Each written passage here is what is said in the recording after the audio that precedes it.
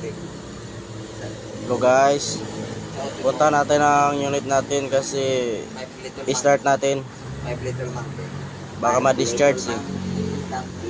Ilang araw na hindi na umaandar, walang activity.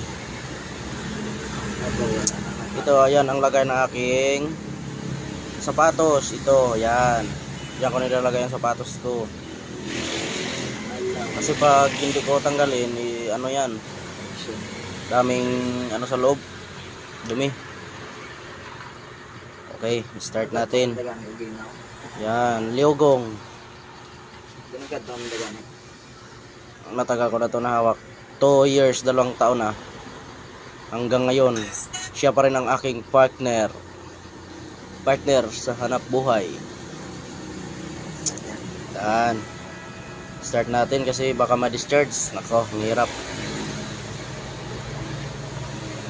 Yan. Malinis pa yan, oh.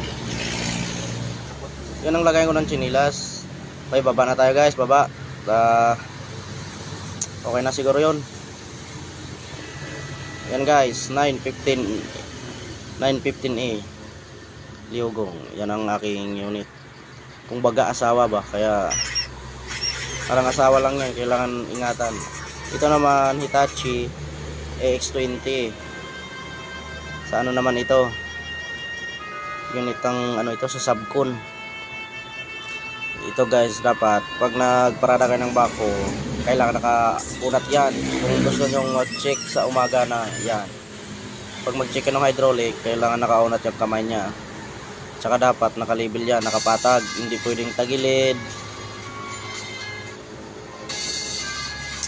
Yan, dito yan sa Laguna. Ang lawak na pala yan dito. Laguna. Yan, ang lawak ko. Palayan.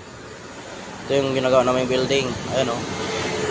Malapit na ang tag-ulan. Hindi pula pang bubong.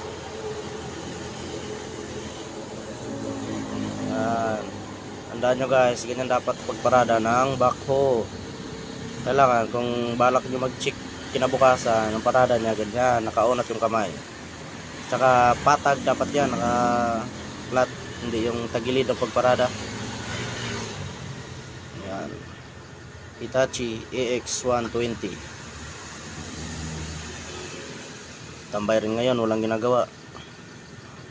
Okay guys, thank you, bye bye. Thank you. Follow nyo ako guys, follow Kabakit TV. Thank you, bye bye. Yahoo!